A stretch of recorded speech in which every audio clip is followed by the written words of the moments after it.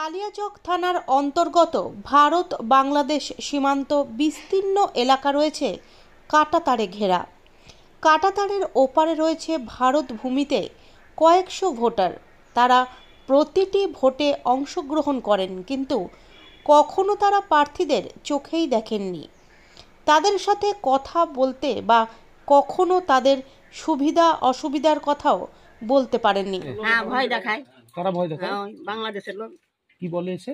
কি বলে কি এইখানে যদি কোনো জিনিস নিয়ে যায়, আমরা যদি বলি তোকে এখানে অত্যাচার করলে তোমরা কেটে মেরে সব নিয়ে চলে যাবো, আমরা ভয় চালা করতে যাই না।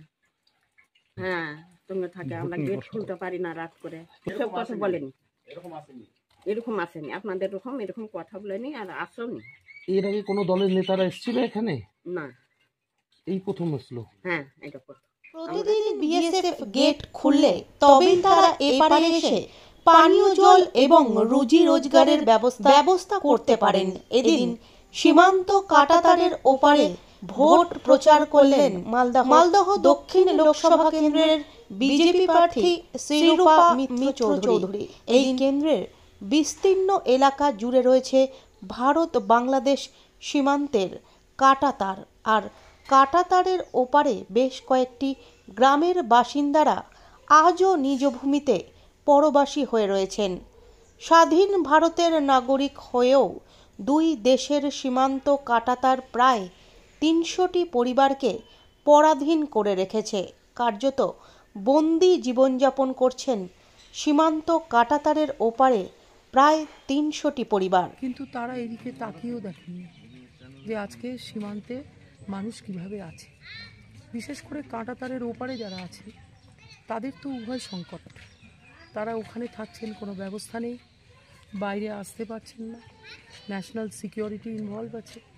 সেজন্য আমার মনে হয় যে এই দিকগুলো আমাদের সাধারণ মানুষকে, যারা ভোটার, তাদেরকে বুঝতে হবে যে আমরা কাকে ভোট দেব, কাকে ভোট দিলে পরে কাকে রিপ্রেজেন্টেটিভ করলে আমাদের ভবিষ্যৎ ভালো হবে।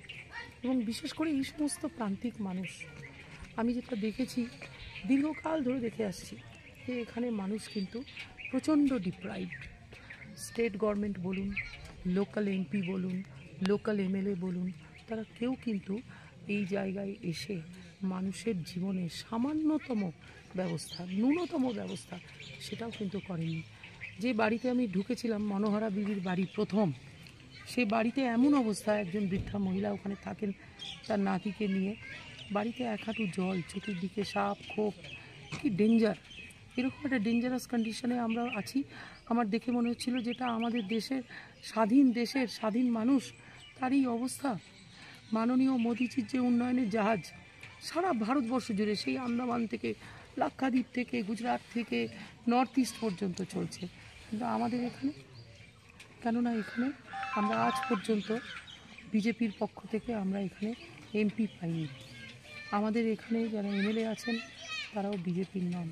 ফলে আমাদের কি হয়েছে, আমরা মোদিজির যে পরিষেবা, যে সেবা সুশাসন গরিব কল্যাণ, এই যে মন্ত্র, এই মন্ত্র নিয়ে তো আমার ভোট প্রচার, সেই মন্ত্র অন্যদের কাছে সেটা কিন্তু ইম্পর্টেন্ট নয়। তাই আজকে মানুষগুলোর এই অবস্থা। বলছি, সরকারি রাজ্য সরকার কোনো রকম সাহায্য করে এই পরিবারকে বেঁচে রাখার? আমরা তো দেখলাম যে কিছুই করেননি। রাজ্য সরকার আর কেন্দ্র সরকার, সে যেই হোক না কেন, সে তো সরকার। এবার সাধারণ মানুষের কাছে সরকার একটা খুব বড় জিনিস, তারা এক্সপেক্ট করে, বললাম তো, ন্যূনতম বিচার। আজকে আমাদের এখানে ডিএম সাহেব আছেন, আমি তার কাছে প্রশ্ন করছি যে একটা আইসিডিএস সেন্টার নেই, যেটা একটা বাচ্চার এক ধরনের অধিকার, তার লেখাপড়া করার ব্যবস্থা নেই। রাইট অফ এডুকেশন অ্যাক্ট হয়েছে, আমরা এখানে একটা পড়ানোর ব্যবস্থা করতে পারিনি। ছোট ছোট শিশুদের দেখলাম তারা 5 কিলোমিটার চলে পড়তে যাচ্ছে, কি অসুবিধায় তারা আছে। বৃদ্ধজন, তাদের প্রত্যেকের ভাতা হয়নি।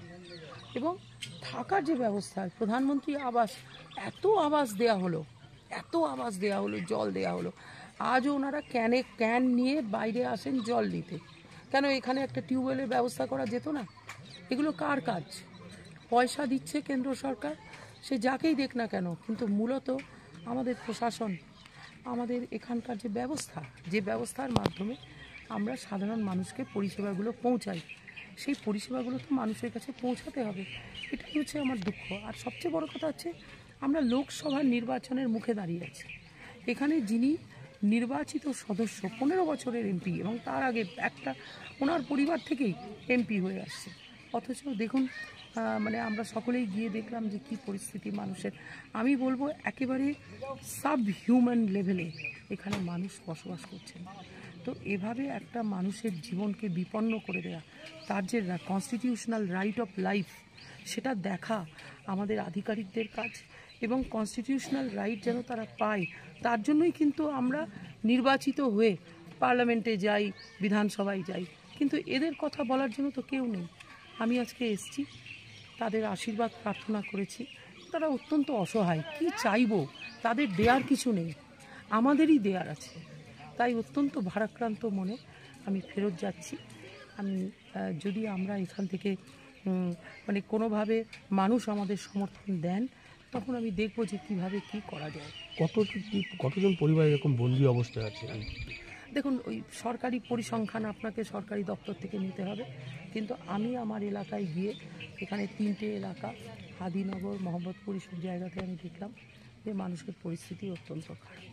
আপনারা সেটা দেখুন এবং কিভাবে আমরা এদের জন্য উন্নয়ন করতে পারি, এদেরকে একটা মোটামুটি মেন স্ট্রিম করা, ন্যাশনাল যে মেন স্ট্রিম, সেই মেন স্ট্রিমের মধ্যে এদেরকে ইন্টিগ্রেট করতে হবে।